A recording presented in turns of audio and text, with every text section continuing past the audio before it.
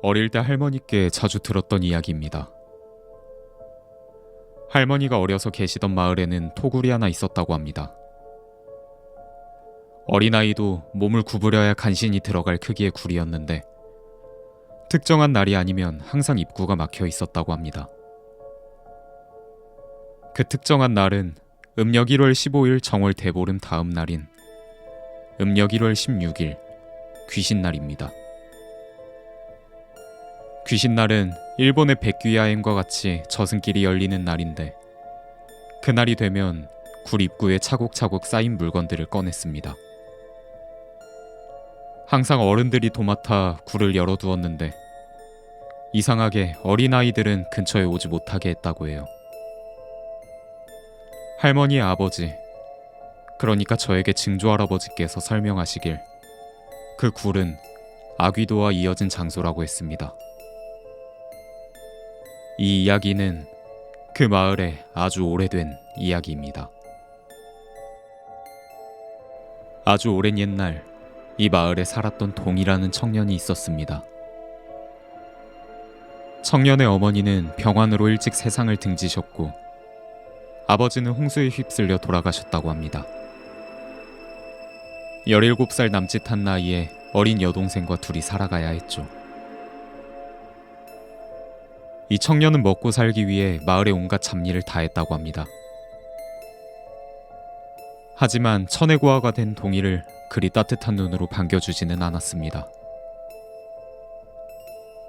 일을 한 시간에 비해 돌아오는 보수는 적었고 날이 갈수록 해야 하는 일은 산처럼 불어만 갔습니다. 하나뿐인 동생을 위해 삭신을 내던져 일했지만 고작 하루 입에 풀칠을 하는 지경이었죠. 그런 동이를 도와주는 한 스님이 있었는데 그 스님은 양은 매우 적었지만 자신이 공양받은 음식의 절반을 동이에게 나누어 주었고 동이에게 필요한 가르침도 주었습니다. 스님 덕분에 동이와 여동생은 마음만은 한적하고 조용하게 지냈죠.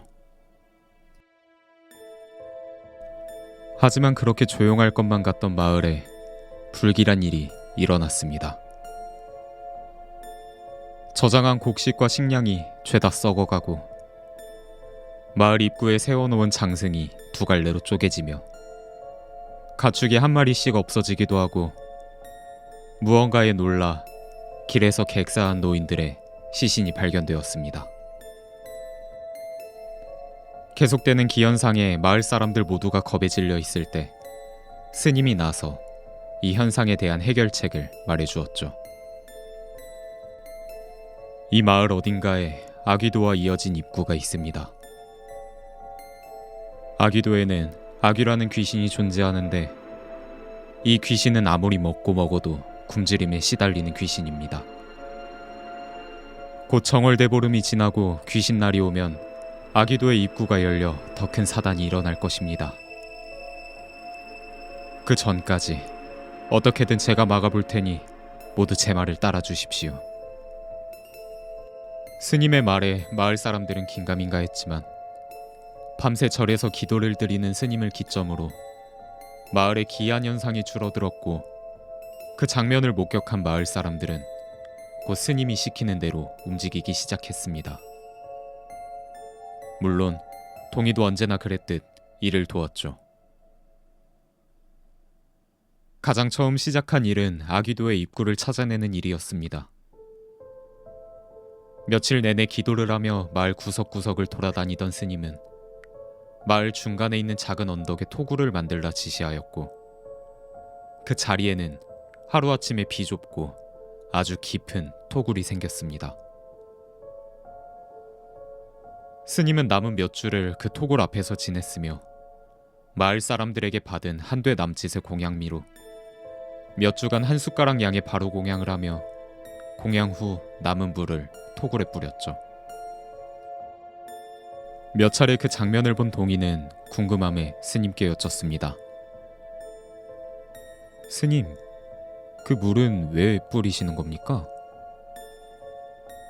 스님은 동이의 물음에 답을 주었죠. 아귀는 항상 굶주림과 목마름의 고통을 받는단다. 바로 공양 후에 그릇에 물을 담고 그 물로 하여금 아귀의 고통을 씻어주는 것이지. 아귀는 배가 태산처럼 크지만 목구멍은 바늘구멍과 같아 쌀 한 톨이라도 남아있다면 넘기지 못하고 고통스러워할 게야. 아귀는 생에 죄를 지어 생겨난 귀신인데 그들을 고통에서 잠시나마 건져주기 위해 애를 쓰는 모습은 동이에게 큰 깨달음을 주었습니다. 그날 이후 동이도 스님과 함께 기도와 바루 공양을 했죠. 그렇게 시간이 지나고 귀신날이 왔습니다. 추운 겨울에도 꿋꿋했던 동이와 스님 덕분에 마을은 별탈 없이 귀신날을 보내주었죠. 하지만 이를 좋지 않게 보는 사람들도 있었습니다. 겨울이 되고 식량도 적은 마당에 자신들의 식량을 공양해야 했던 마을 사람들은 스님의 말이 다 거짓이 아닌가 하는 의구심을 품게 됩니다. 의구심은 한겨울의 눈덩이처럼 불어났고 그 화살은 고스란히 스님에게 쏘아지게 되었죠. 사람들의 질타는 더욱 심해졌고 일전의 기현상은 그저 지나가는 불행인데 그 상황을 이용해 이속을 챙겼다는 소문이 퍼졌습니다. 그 소문에 크게 분노한 동이는 말했습니다. 모두 한뜻으로 스님에게 부탁했으면서 해결하고 나니 그 쌀이 그렇게 아까우셨습니까? 스님은 마을을 위해 고작 한 대로 몇 주를 공양하고 굶었습니다. 하지만 동이의 말은 사람들의 귓가에 스님을 도와 이속을 챙긴 불안당의 짖음으로 들려왔죠. 길어지는 겨울에 마을 사람들은 하나둘 짐승으로 변했습니다.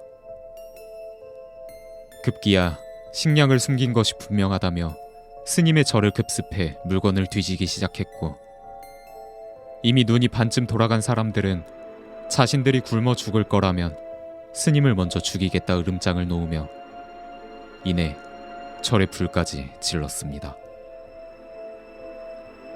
동이는 황급히 스님을 자신의 집에 피신시켰고 스님께 이 마을을 벗어나자 했습니다. 급하게 짐을 챙기는 동이였지만 마을 사람들은 순식간에 동이의 집에도 들이닥쳤죠. 사람을 믿고 도움을 주기 위해 받은 한돼 남짓의 쌀은 끝내 스님과 동이 그리고 여동생을 죽음으로 내몰았습니다. 무자비한 구타를 당해 죽어가는 동이의 귓가에 마을 사람들의 말소리가 들려왔습니다. 이래서 천해고아는 받아주는 게 아니었소. 땡중이랑 손잡고 사람 등이나 쳐먹을 짐승 같은 것들. 이 기분 나쁘니 굴에다 퍼뜩 묻어버립시다. 그렇게 시신은 깊게 파두었던 토굴에 묻혔고 조금이나마 숨이 붙어있던 동이는 이를 갈며 나지막히 말했습니다. 아귀도는 이 마을이 아귀도구나. 내 죽어서 저승에 가거든 아귀를 이끌고 이 마을에 오겠습니다.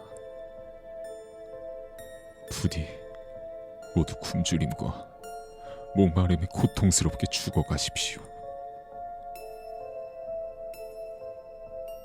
그 말을 끝으로 동이도 숨을 거두었습니다.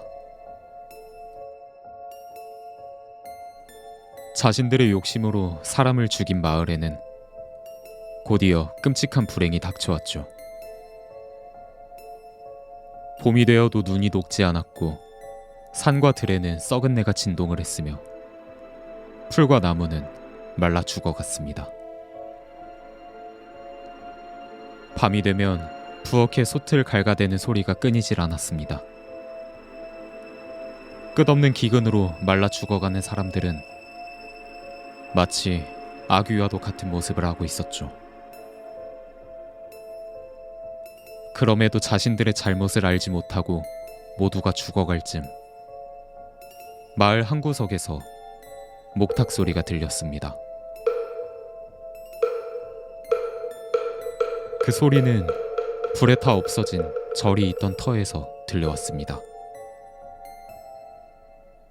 그리고 목탁 소리와 함께 슬픔으로 가득 찬 울음소리가 들려왔고, 그 울음소리는 점차 토굴로 깊숙하게 사라졌습니다.